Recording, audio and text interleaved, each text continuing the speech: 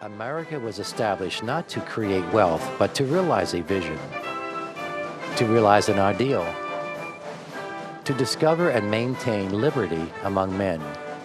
Join us now with host Dr. Catherine Bene, Julie, Americans Who Make a Difference.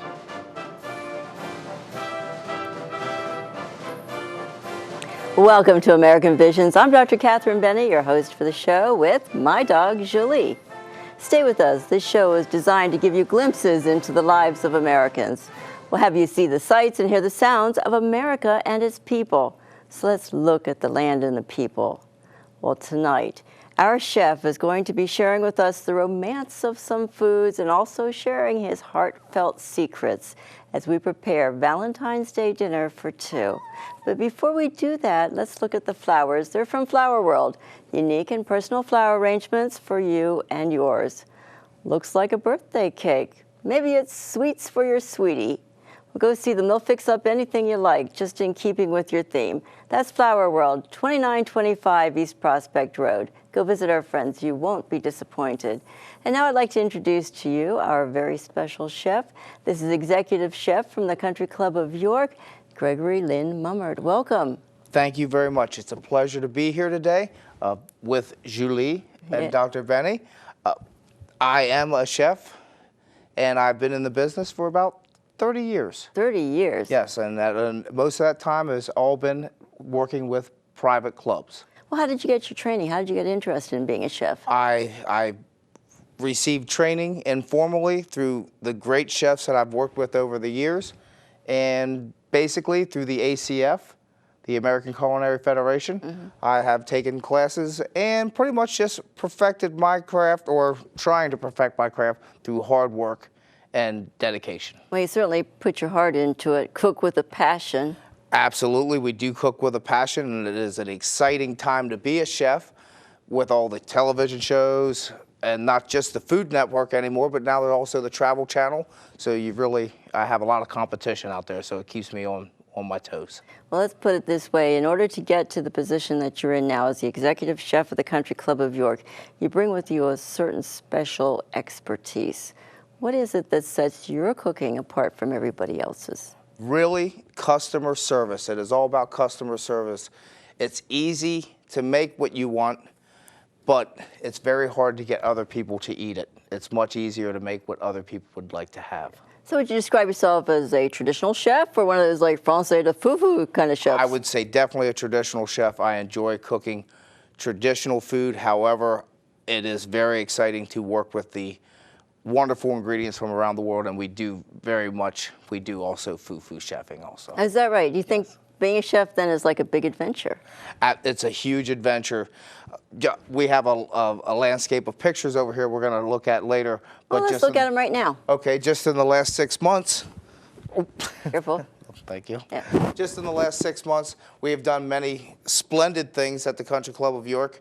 We've Cinco de Mayo. We can dress up like a wonderful South American person and have a lot of fun, bring in palm trees and Mexican hats, and do the wonderful cuisine from the Latin South America, all those wonderful things there. We can maybe do a sushi bar, something Asian on one occasion, and on the very next occasion, just days later, be down at the pool and do poolside grilling and having a lot of fun with the children. Next, we could be a cowboy dressed up, in the ballroom. Nothing's more fun than being a cowboy dressed up in the ballroom. Or maybe it's a opening day for the 18 holers, and you can go out and cook on wild oak right out overlooking the putting green.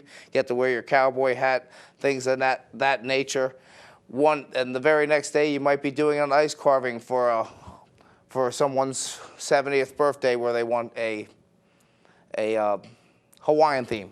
Mm-hmm. In this case here, we're carving dolphins and palm trees. You're not using islands. A chainsaw there either, are you? No, we're not using a chainsaw. This is a Dremel tool. One of my good friends that has been in the ice business, went to the CIA Hyde Park Culinary Institute to learn how to do this. I was fortunate enough to have him come back and teach me these lessons that we still learn today.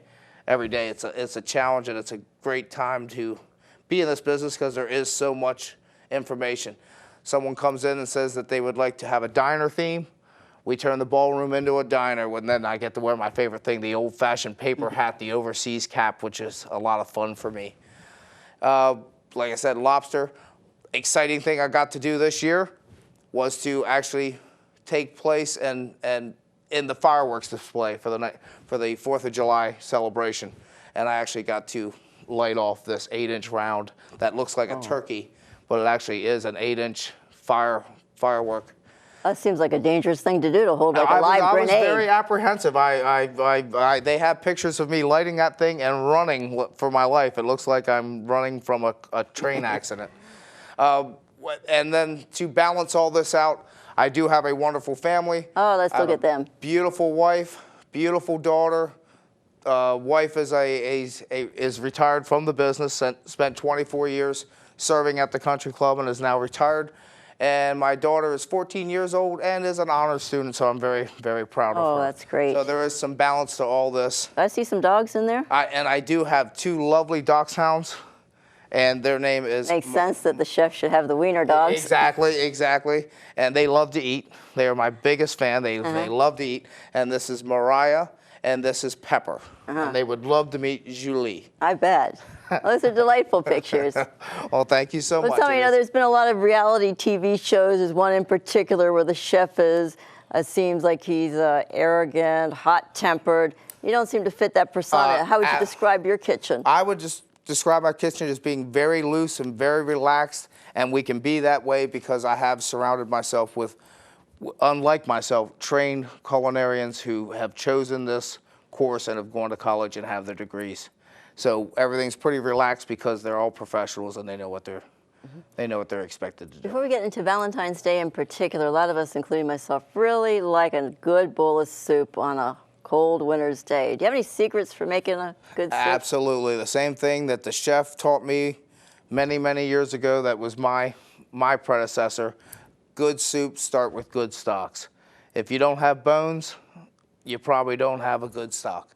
You need to get, your whole chicken. You don't want to use bouillon. You can use bouillon to accent anything, but that should be your last effort. Just the same with salt. If you're going with salt early in the process, you're probably oversalting. I know many chefs will tell you to salt all your meats right up ahead of time, salt everything. Use salt sparingly. Everything has salt in it today.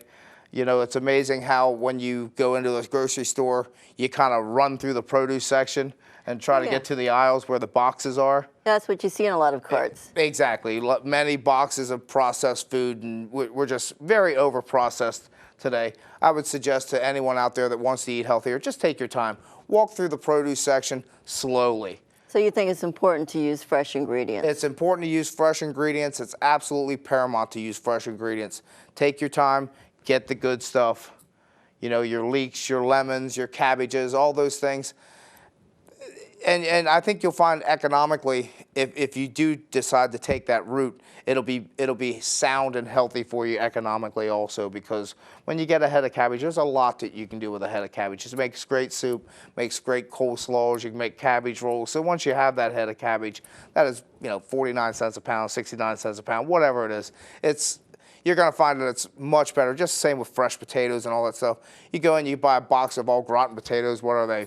$6.95 a pound. They usually give you a pound each thing, but it's usually very much economical. Just take your time. Get some good produce. Fill your refrigerator with that stuff. If you need milk, eggs, flour, carrots, celery, onions, all these things should be in your cupboards all the time. And I find that when I do visit my friends and family, that sometimes that's not the case. Yeah. Okay, so let's get into Valentine's Day. What kind of a menu do you plan? Kind of menu we plan for Valentine's Day, something that's wholesome and fun. I try to stay away from the cliches of oysters and things of that nature. Or poultry for lovebirds. Yeah, poultry for lovebirds. Try to just do things that are very, very good and wholesome, things that are very satisfying. Maybe, this year I think we're going to do some scallops some more. We're going to take some beautiful scallops and we're just going to pan sear them. We're going to cut out a heart of black truffle and put a black truffle heart on the front of it and serve it with a little truffle oil, something that's very warming and satisfying. Oh, does that menu include soup to dessert, or Yes, some courses you leave out? that menu will include soup to desserts, and we are still working on that. I believe that it's going in the bulletin very soon, but we're still working on the finalization of what exactly we're going to do for. It seems that tableside service has become a lot more important, or It's a kind of a renaissance movement to get some tableside. is it really not new? It is not new, obviously. Yes, like it goes back to forever, and I believe that I've been told recently by a very wise woman, that would be you, doctor, that it's a very personal thing, that when a chef comes out or a maitre d' comes out and they come into your bubble of your table was a bubble, and it's a very personalized thing when a chef does come out. And over the last 2 years, I've done a lot of tableside.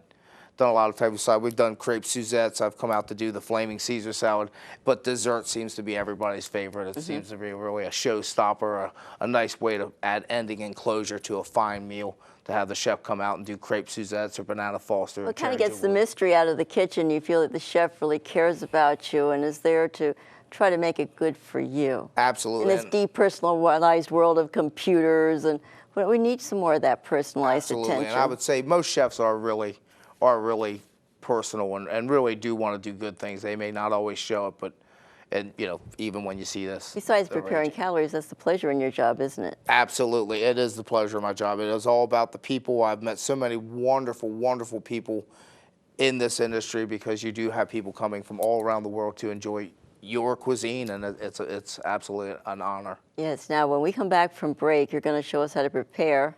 We're going to do a flaming Caesar salad, and then we're going to do a special dessert that I've designed just this year. We're going to talk about Cherry's Jubilee, which is a classic, but then we're going to do a wonderful Noel Sundae, which is a nice way to use those cranberries that you bought in the produce section, so you could do your fresh cranberry relish, not the canned cranberry relish. And this will be a way to use those cranberries that you get stuck with after Christmas. Well, we're going to go to break. Robert Orban once said, "To err is human, and to blame it on a computer is even more so." We're going to hear from Ed Swallow Funeral Home, Specialized Funerals, because it's all about you, as well as Lawyers Pharmacy, your friendly pharmacist. We'll be right back.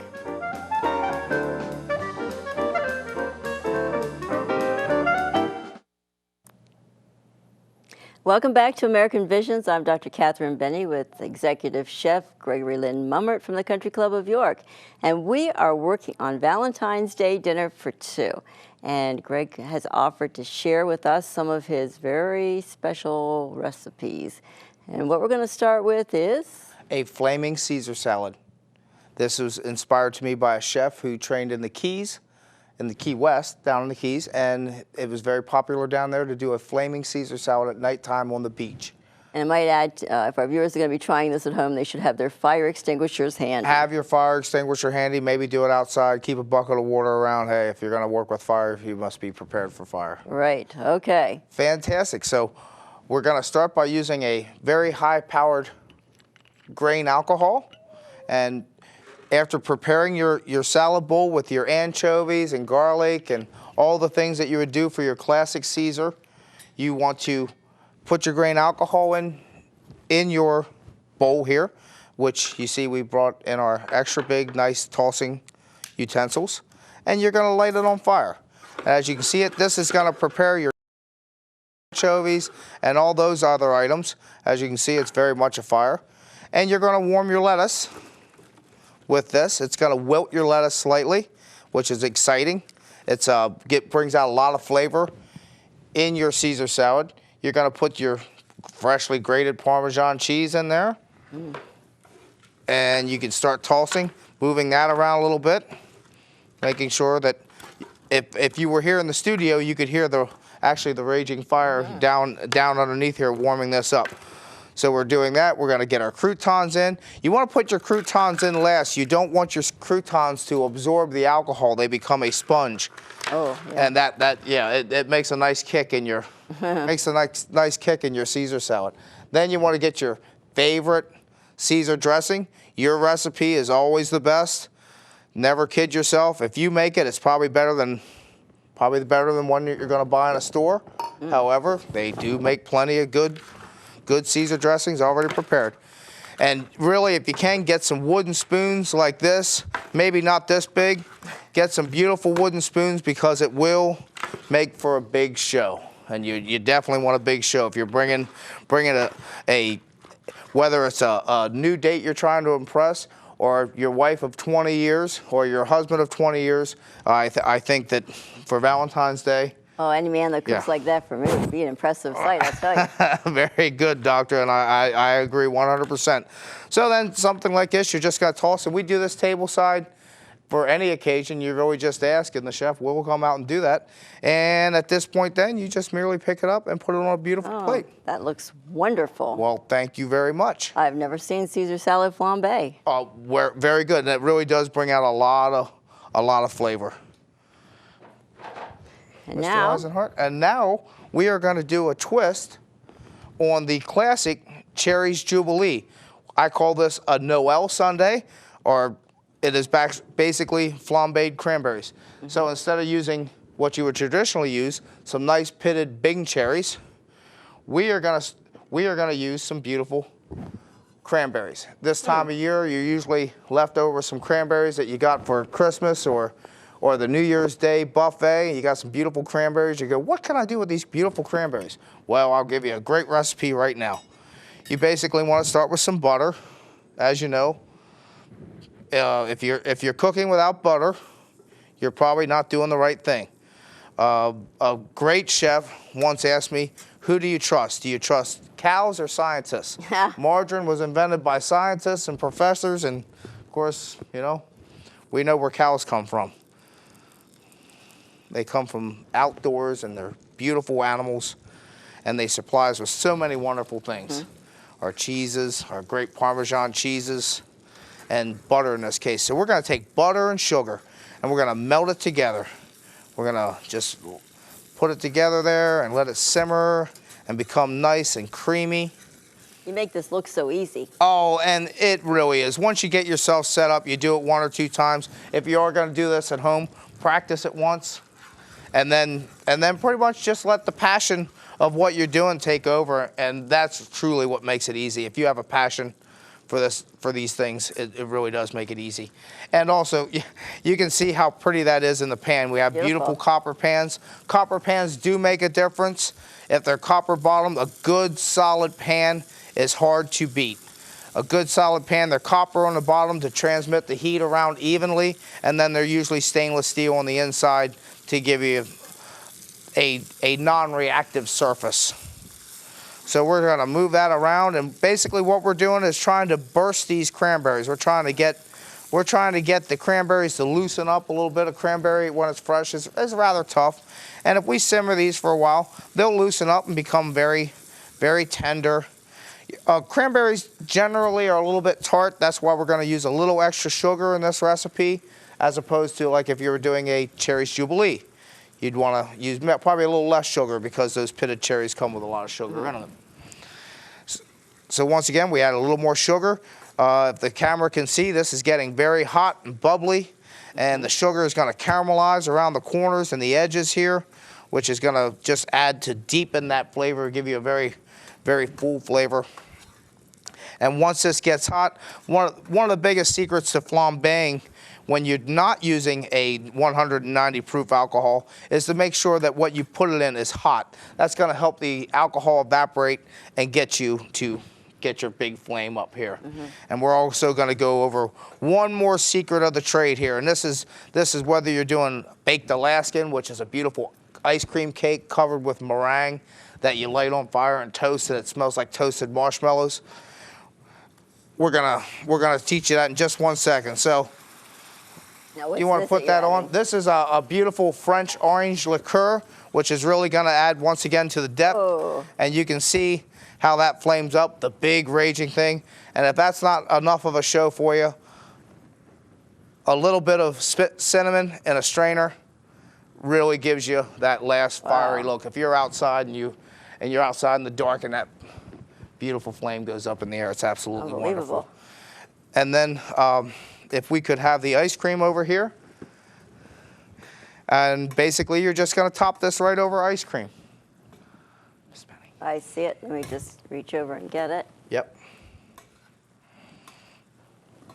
There we go. So that's one of the secrets. It's almost like a witch doctor who has the ingredient he throws into the fire and it goes up, and that's going to make it a lot of fun. Oh, it smells delicious. You can see the beauty of that, how that red just... Romantic for Valentine's Day. Very romantic for Valentine's Day. Oh, well, thanks and for sharing good for secrets. you, good for you, you know, in generality. That's a little bit of butter, but it is Valentine's Day. That's right. Sweets for your sweetie. Sweets for your sweet, absolutely. These are things that I think that any chef would inspire to do if you get into this business. These are the kind of things you're going to want to do. Beautiful. Well, thank you for sharing your secrets. It's come time for us to take a break. We're going to hear from Edsweiler Funeral Home, which we already have. How about East York Optical, setting your sights on a sharper focus? We'll be right back.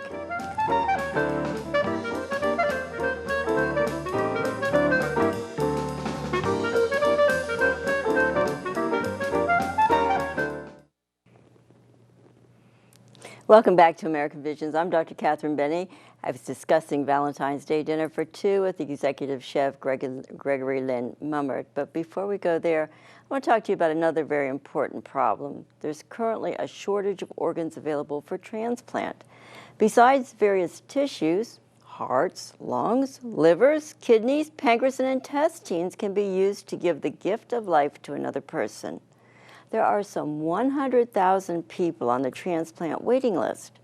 Now, as a single donor, you can make life possible or life better for 50 others.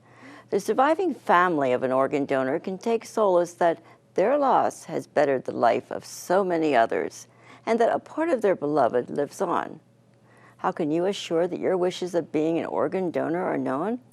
Well, indicate so when renewing your driver's license. Sign up with your state organs donor registry.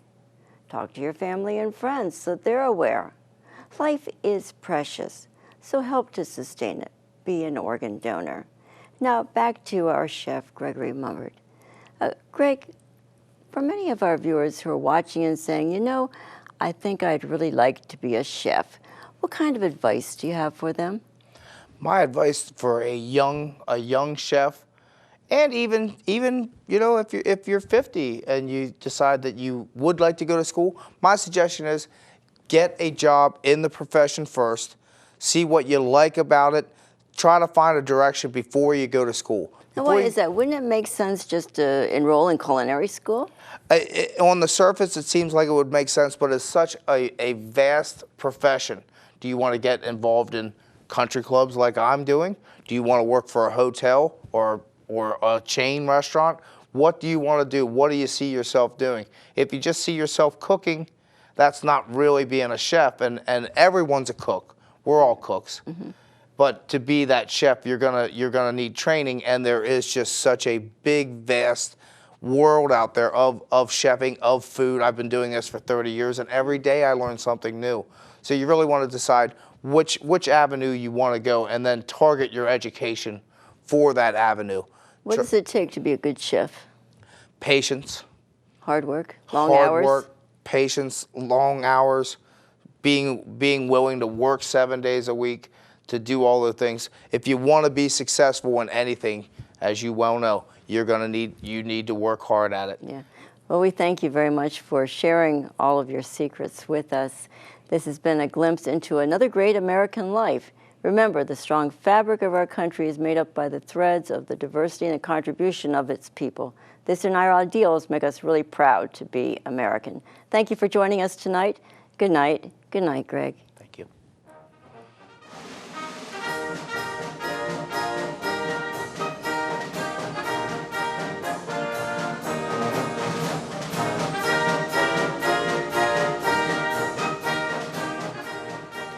Thank you for watching. Send your comments to WGCB, Post Office Box 88, Red Line, Pennsylvania 17356.